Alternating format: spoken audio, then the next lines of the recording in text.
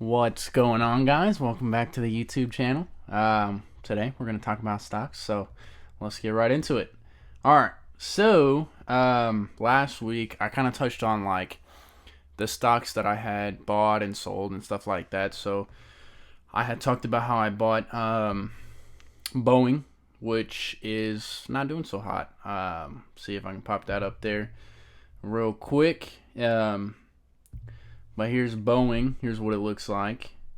And if you see right there, my total return, today's return. So at one point I was up for the week from when I bought it last. I don't know when Tuesday was last week, but I bought some more shares of Duke Energy, which is kind of paying off. I'm still down in total, but I'm doing all right.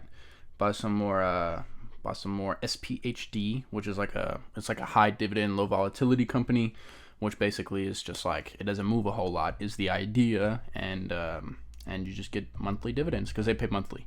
And then today I actually purchased a stock, Main Street Capital, and we're gonna see how that plays out.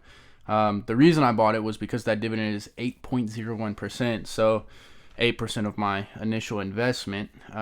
So far, I've lost 50 cents. So hopefully that turns around. Their low is low. Their 52-week low is fairly low. It's 14.11, and I bought it at 30.45 or something like that. But the reason it's so low is because of everything that's going on, the whole COVID issue. So the likelihood that it's gonna steep down that low again is I don't think it's gonna happen, but who knows? But regardless, they still pay 8.01% per month, or for the year per month. So that's still a fat return. I'm looking to purchase Gladstone Capital. The only issue with them is their volume is super low. Like for example, today only 74,000 people have interacted with it. What that means, like buying, selling, whatever the case may be. So that is like jeopardy for super high volatility. For example, this huge dip here, when everything started back in February, everybody just sold off. So it went from $10 to $4 basically overnight. So that's kind of the issue with like lower volume stocks. They're always going to have that chance of like, if 10 people decide I want to sell my position today, you just lost 0.01% of everybody who's invested. You know what I mean? But if 10 people decide to sell off in Microsoft, it's not the same scenario. But so far for the day, if you can see there, we're down $60. So that kind of sucks. But for the week we're down, for the month we're down, for the 3 months we're up 504, which is kind of schmacks. For the year we're up 138.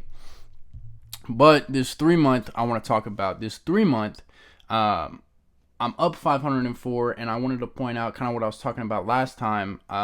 Consistently invest. The reason I'm up $500 in the course of 3 months, even after everything that's going on, is because I didn't stop investing. I still invested. I still bought stocks. I bought stocks that, for example, American Airlines. I'm not up super hard now, but before I was up $100 or whatever, just because I'm continuously investing. Even on the downs, you have to invest. Just because, like we're in the position we're at now, the stock market is still rising, even though people don't think it's going to continue rising or whatever. It doesn't matter. Nobody can predict. So you just keep investing, keep doing what you're doing. Try and invest in dividends is my advice. Again, I'm not a financial advisor, so do what you got to do. But try and invest in dividends if you can, or at least get in a couple, just so you have a couple extra dollars at the end of every month or every quarter or whatever, so you can buy another AT&T stock or whatever the case may be. AT&T is a good stock to buy just because I mentioned it. They are a high dividend. They're almost at 7% again, and actually went up. And for the week, they're up 20 cents. So that's, 20 cents per share isn't bad. Which percentage-wise is almost 1%. So it's pretty good. And that's just for the week. So what I'm looking to scout out for the next week, so you can kind of see what my plan is and what we're going to talk about next week.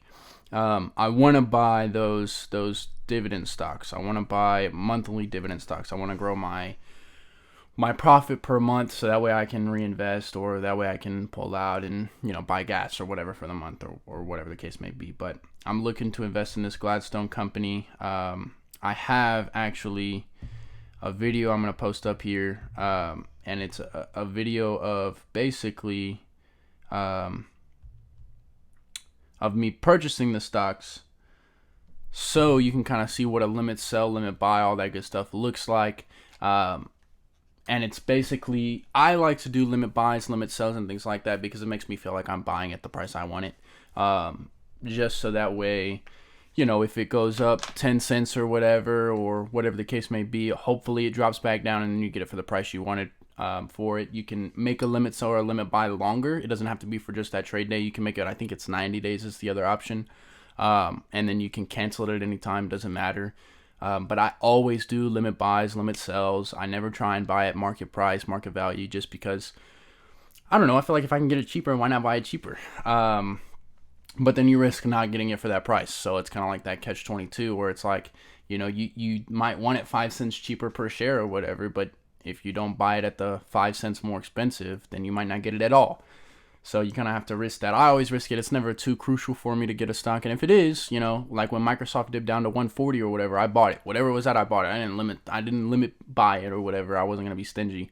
But always try and see if, you know, if during that day it was super low, and see if you can read the candlesticks. If you can read the candlesticks, you're already a step ahead of the game. See if you can read like the resistance, and if it's going to go back down, or if it's looking like it's just going to go straight up for the day, or whatever the case may be. But yeah, so that's the plan for the week. That's what happened last week. So yeah, let me know if you guys have any ideas on what I should invest in. If you're to, you know, whatever to invest in it, I'll invest in it and we can see where it goes. All right, tune in for next week.